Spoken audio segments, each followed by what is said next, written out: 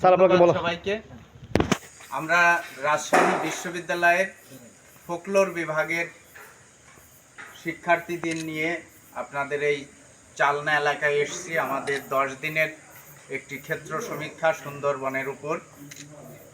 আমরা প্রথম বর্ষ দ্বিতীয় সেমিস্টারের 56 জন শিক্ষার্থী এবং 2 জন শিক্ষক আমরা আজকে দুপুরবেলা এসে এখানে পৌঁছেছি। আমরা থাকবো আগামী 3 ডিসেম্বর পর্যন্ত। আমাদের 10 দিনের সুন্দরবনের জনজীবনের উপর একটি গবেষণা হবে। সেই গবেষণার উদ্দেশ্যে আমরা মাঠ কর্ম বা ক্ষেত্র গবেষণার জন্য আমাদের এই টিমটি এখানে আসা।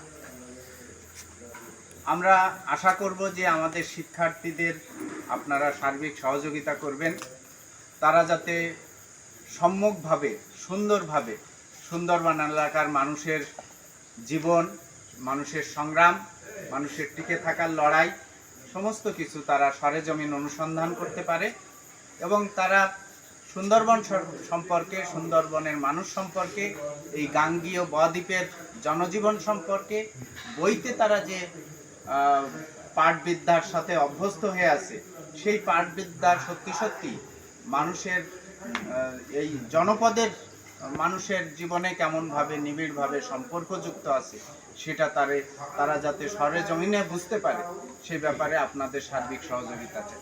ধন্যবাদ স্যার। সবাইকে।